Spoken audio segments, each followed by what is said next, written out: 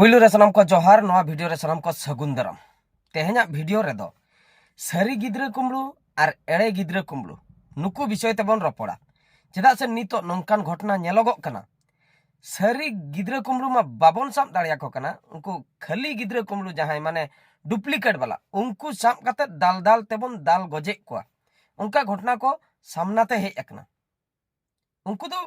कुमड़ू विषय चेद हो बाको बाड़े कुमड़ू को चलाव कना मेनते ओना हो आको नॉलेज बांग ताहे को मेन दो सीधे सीधे लई लेखान उनको दो पागला कना को मिमिट पागला को दाणा बड़ाई कान गया अतु टोला रे पूरा शरीर रेगे पागला उनको दो शरीर रेगे ने उनको दो बहुत खराब गे ताको और कुमड़ू जे साई मरी बन साब को नो मा मिटंग इम्पॉसिबल लेकान जिनिस कना कुमड़ू दो अडी को चलाका और कुमड़ू दो जखन गिद्रा कुमड़ू को सेनोक कना उनको दो अडी टैलेंटेड होड़ कना को आकोरिन टीम मेना को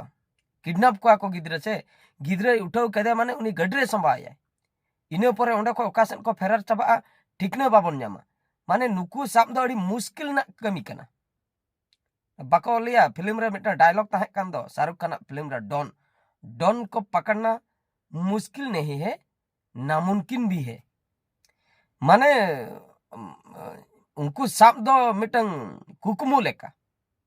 उनको तो अडी को चलाका गिद्रा को कुमड़ू को से आदा नोंकान घटना को नीत सुर दिन रे नेलेना पागला बन साब का को पागला को दाल दाल ते दाल गय अच्छा मिमिटंग निरीह मेन दो हा उनी दो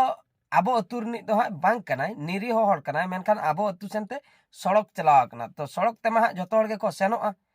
तो उनका अननोन पर्सन जुदी हा बन न्याम कादे उनकान को हबन दाल का को गया पगली कुड़ी को बहुत खराब जहां को ठीक सही बाको रोल दाड़े कना उनकान को हबन न्याम का को गया उनको हबन दाल का को गया तो नो नुका इना लई दो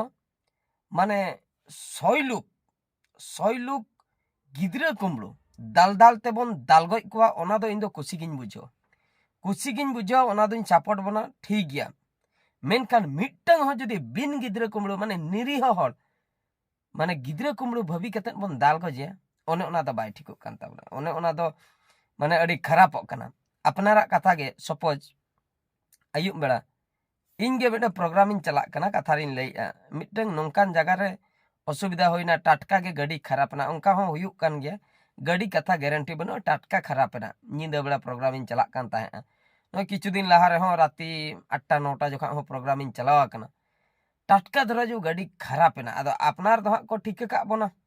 आबो दो जहां हो ठीक बना हो नुई दो नुई कना एनते नुई दो बहादुर सोरेन कना बांग ठीक जुदी उनका चेन कमी रे चला कना गाड़ी खराब एनते तो उनी पूरे को दाल गय उतरिया जिनिस दो नवा कना अडी गान होड़ अडी रकम कमी रे बन सेनोक कना आदो ओना गे इना लई दो हुयुक कना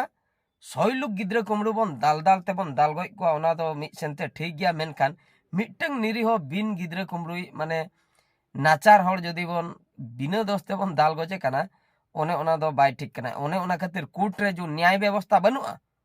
ओने ओना खातिर गे न्याय व्यवस्था रे दो डिरी माने जहां फसी नाम कथा अड्डी गान डेट को घुंचाओ अड्डी गान प्रमाण को कोई को आक्वा टारगेट दो हुयुक कना न्याय व्यवस्था ना माने सहेलुक पपी दंड बन एमा को पनिशमेंट बन एमा को पसी बन एमा को ओना दो ठीक या मेनखान मिटंग निर्दोष पसी आलो बन एमायमा ओना खातिर खुद दिन को घुंचावा जेमन खुद ढेर प्रमाण को जुगड़ा जेमन बाड़ायो मा नुई दो सरी गे दोषी कना और नुई दो निर्दोष कना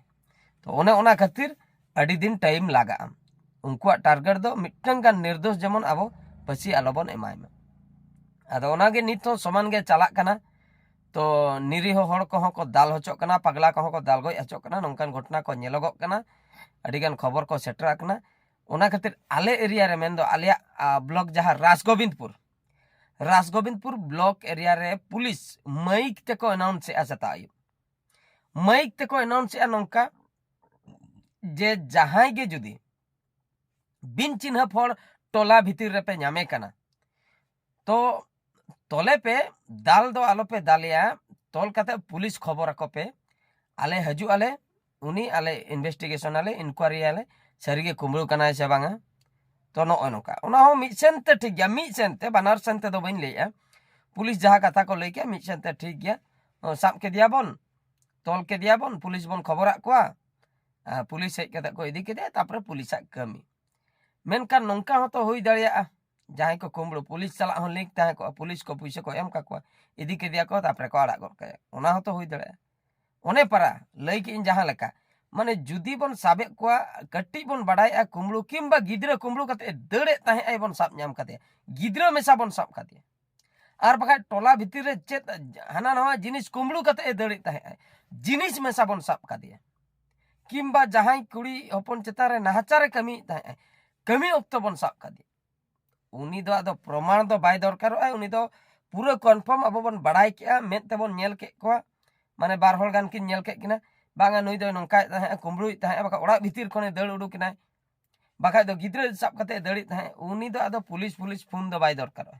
उनी दो दाले ताबन पे उनी दो दाल गय रहो इन दो ठीक गिन बुझो ओंकान होल पनिशमेंट एम दो मेनखान मिटंग ओड़ा भितिर रे बाबन साब कदिया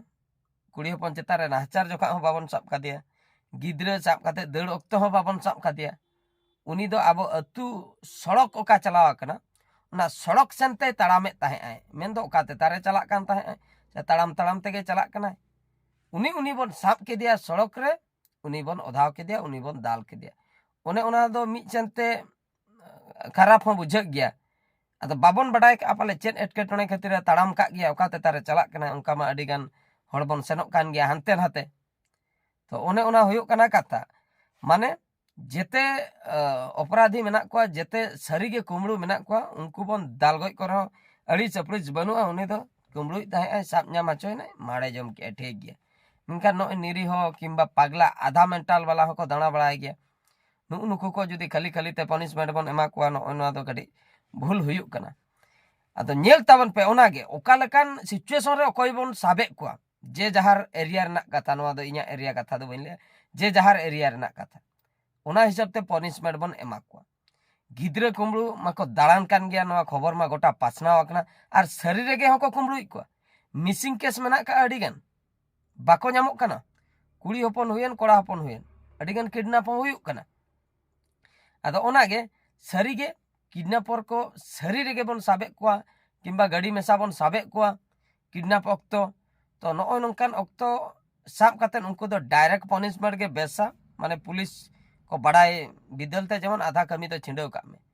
आर बखाय मारांग ओकोय क्रिमिनल बखाय मारांग मारांग उनको कुमड़ू को दो उनको तो पुलिस चला हो हाथ है को पैसा को एम का को अपनार जहां तीन एम उयहरा ओना को बढ़ती उनको दो को उयहरा ओना खातिर उनको को दो पुलिस एम मांग रे आबोगे उनको दो दाल दरकार कना अदो दुख दो नवा कथा ओने पागला को निरीह को दाल कते दाल गय के को बन किछु गान अदो ओना को के दुख कटी बुझाओ तो नेल तबन पे नवा चेतारे कमेंट तबन पे नवा वीडियो चेतारे इन जहां कथा को लई के ओना तिना ठीक तिना बोल आपे कमेंट तंगिरिन ताहेना नवा वीडियो दा नोतर गिन मुचादे ठीक गया तबे मान खान मुचे रे सनम को गॉड जोहार।